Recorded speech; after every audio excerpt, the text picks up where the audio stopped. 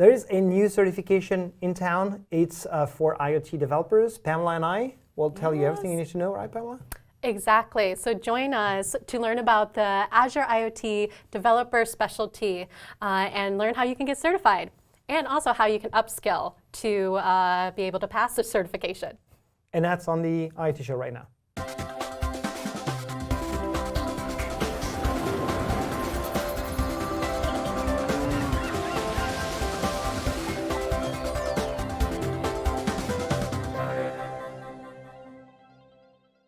Hi everyone, you're watching the Internet of Things show. Today you don't get one host, but you get two hosts. Oh yeah. Hey Pamela, how are you? Hey Olivier, how's it going? I'm awesome. Awesome. Fantastic. Wonderful. So you're here to tell us everything we need to know about this new Microsoft certification that you've been super hard at work on and that you just delivered, which is the new Microsoft certified Azure IoT Developer Specialty, right? That's a long name. It is a tongue twister. And I love that you mentioned that it's a new certification, that is for developers, it's a specialty certification. And this certification is brand new. We've never had one that specialized in IoT. And it's an Azure IoT Developer Specialty. Okay. And what that means is that this certification is a great way to validate your skills on all things Azure IoT. Okay. And it's also great for those who are building IoT solutions from the device side all the way to the cloud side. This is a great way to showcase your skills. Okay, so well, let's talk about that. You were saying that it's for Azure IoT developers. So Azure IoT is something which is now 5 years old. Yeah. So people are starting to use it for real. But it's not for the hardcore embedded hardware developer, right? No, it's not. And the reason for that is IoT is such a broad term. We have many different products and services that support building IoT solutions, including Windows IoT, Azure Sphere, our Azure IoT, all of our cog services, cognitive services that go on to the IoT Edge or Edge devices. So there's so many things that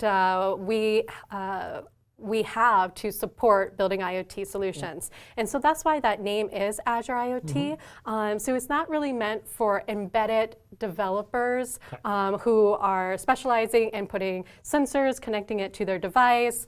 It's really meant for, solution developers, application developers. With that said, we do cover a lot of things on the device side as well. Yeah. For example, understanding how to work with X509 certificates on the device side, and also working with DPS, device provisioning service, IoT Hub, our SDKs, because we do have SDKs that support the devices. So really understanding those things when it comes to devices, you are expected to have those skills for this certification. So no hardcore hardware guys, but as you were saying, we are talking IoT. So what are the main areas that will be tested during that exam? Because that's an exam, right? We'll talk about how you get ready for that, but before we get into that, what are the main areas? You already touched on some of them, but let's try and... Yeah, let's deep dive into them. Yeah. All right, so if you want to get an overview of the skills you need for the certification, you're actually going to go ahead and go to the certification landing page. So when you get to the learning page... And we're going to have the link at the end, don't scramble trying to read the lines here. That's true, I promise. We have a link for you at the end. So when you go to the actual Learn landing page for this specialty, you're actually going to go and scroll down, and it has the skills measured. And when you click on this certification skills outline, I actually have it up already. When you go here, you'll see all of the skills you need. And I always recommend people, anytime they're taking a certification with Microsoft, always look at the skills outline and the skills measured. And the reason for that is we're always updating our certifications. We're always updating the exam. And as folks who have been working with Azure IoT, you know that we're always updating and we're improving our products. So this is a great way of being like, okay, what's covered in this? What's new? What do I need to study for? And where should I upskill? All right, so the key areas is one, that device communication. So understanding on how to connect your device to the cloud. And that's really about creating an IoT hub and also understanding how to do device to cloud, but cloud to device communication. So you'll be tested on that. You'll also be tested on different types of protocols and understanding those, but we won't be deep diving into, let's say, protocols like OPC UA. Like that's not something you're going to have to be a master at to take this certification. So when I say protocols, don't think that it needs to be all of these different protocols that you need to be an expert in. Next is provisioning and managing devices. So what I mean by that is a lot of it is centered around the device provisioning service. So how do you set up your enrollments, your individual group enrollments? How do you retire your device? So a great example is you have all of these devices that you want to retire. What are the steps that you need to work with and do when you're working with a device provisioning service? And there's multiple steps for that. You can't just stop your enrollment and good to go. There's actually multiple steps you need to care for. There's an interesting aspect to this training actually, or to this exam, which is it actually really highlights what the best practices are in these various areas. Because we really focus on testing these best practices. Because we think that it's key. You can definitely provision a device by copy pasting a key like from IoT Hub, but it's not the right way. And hard coding in the code. You don't want to do that, and that's why actually we're not testing if you're able to copy paste a connection string and put it in your code. We're testing DPS and things that are actually production ready and that are aligned with the best practices we recommend. Yeah, and you bring up a great point is security. You're going to have security in all of these different topic areas, and then you're also going to have a topic area about security, which I'll get to in just a moment. So we talked about kind of that device life cycle. We also cover IoT Central.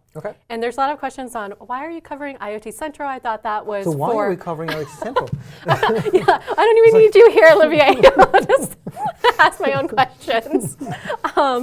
Yes, the reason why we cover IoT Central is because we think it is a really good way to balance out understanding using PaaS services versus using how to build with IoT Central.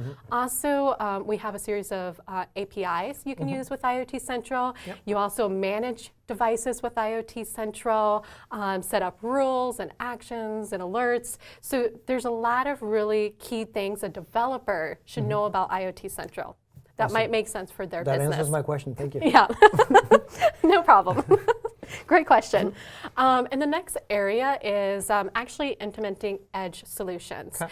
So this really covers, working with IoT Edge, how to deploy the runtime, how to make modules, how to have the modules talk to each other, understanding what the IoT Edge runtime can actually be deployed on. And so there's a lot of things covered in here. Some things that won't be covered in the certification is, the cognitive services modules that are for IoT Edge. We won't deep dive into that because we actually have another certification which is all about AI that covers that. And so we didn't want to do a lot of overlapping. And so this is really for the developer who has edge devices, who will be working with IoT Edge and needs to be able to securely connect those devices I like to call this guy the plumber. He's the one actually putting the pipes in place on IoT Edge devices, right? Yes, so he's the plumber. So that's a certification for plumbers. Yeah, I love that. For IoT plumbers. Yes, love that. All the plumbers out there. And when you see how much plumbers charge, you're just like, guys, for your career, being certified for IoT plumber, IoT developers. We're in the wrong career right now, Olivier. We need to quit our jobs. We're going to change that. The next area is how to monitor and then also how to troubleshoot. And this kind of seems like a catch-all. It really is a catch-all, but it really covers metrics, how to do logging. What are some best practices with troubleshooting? Like if your IoT Edge device, if it just stops working, what are some steps that you can take? I'm a plumber. I'm going to hit it. Exactly. Fail. So it's really to understand those things, to troubleshoot if you're having, issues with the device side, and not even on the cloud side as well, and things you can do. You want to see the tooling as well, right? So there's like the principles of how you do logging, but which tools to use and how to use them and leverage them. Yeah, which ones are the appropriate tools? Yeah, because we have a lot of offerings there. So the last one is security, and security is in pretty much all of our services. I'm actually just going to say all of our services, not pretty much. It is there. All of our. It is there. Yeah. So when you work with device provisioning service, you can use X509 certs, SAS tokens, those type of things, and understanding what is the best things you can do to securely connect to your devices, and on the cloud side as well. What are some security things you could do? But the reason why this was called out as a topic area, knowing that all of these other areas cover security as well, is because you're also going to be tested on Azure Security Center for IoT. For those who are not aware, we need to do a better job with marketing, but we have this product and service called the Azure Security Center for IoT. It really helps making sure it's an extra layer of security to make sure that your devices are secure and not compromised. It also has a great dashboard where you can get recommendations on how to make your solution even more secure. And it also looks at downstream services as well. So for example, you might be able to see if there's something wrong with your IoT hub, or maybe see if a user that you are not aware of is attempting to log into your device multiple times. You'll get alerts for that, and you can set up your own custom alerts, but it also can show other services that you're working with, like storage, VMs. It covers a lot. And actually, we have a great video on that, on the IoT show that I really recommend you go and check it out if you're curious about Security Center. Yes. Pamela, how do I get ready for that one? Because like some people know it all, right? Because we've been working on that forever, right? Some developers have been focused on an area, so they need, when they want to go for a certification exam, they need to get ready. So how does they get ready? How do they get prepared for that exam? Great question. So there's two ways you can prepare for this certification. The first way is you can actually have in-person training or instructor-led training. So if yes, that's one. So if you go back to that learning page, it says two ways to prepare. One is the instructor-led training. We have our Microsoft Learning Partners. They have a 4-day course where they can do it virtually or in person, whatever you prefer. But you will actually get an instructor where you can ask questions. They'll have lectures. They have labs for folks to go through. So it's really interactive. Really recommend that for different companies who want to train their full developer teams. So it's just a really great way. Interactive way. If you want to train online, which I prefer to do as well, you can do that for free. We have all new courseware that supports this certification, which I'm really excited about. I can toot our own horns that we both were technical writers for these modules, these trainings. But if you go on here, this online, where it's going to take you is to the learning paths on Microsoft Learn site.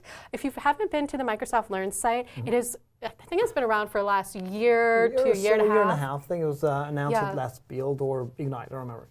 So Ignite before last. I had to go think about it, but what's great about this site is that it's a sandbox environment. So let's say you wanted to take a lab to learn about IoT Hub and connecting your devices to the cloud. There's a module just for that takes you through a scenario, which I'm a big fan of, when instead of just getting a list of step-by-step, taking it through a real-world scenario.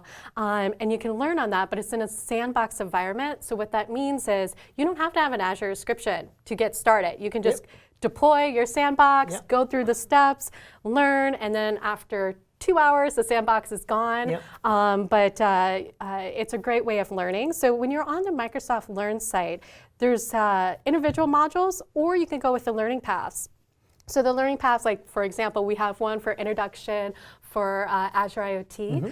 So it gives you all of the modules you're going to want to do to learn about Azure IoT to get started. And what's great too is that it's kind of gamified as well. So after you're done with a module, you get a badge, you can brag about it, tell your friends. You can tweet about it. You can tweet about it. You can add us on that one. Yeah, you can add us. Please add us. So this is a great way to learn, and it goes through every single one of those skills that you saw on the skills outline for this certification, because we really wanted tutorials and labs and a hands-on learning experience for you to do. With that said, when you're training, what I would recommend is take these modules, learn, that's good to go, but also look at the Azure docs.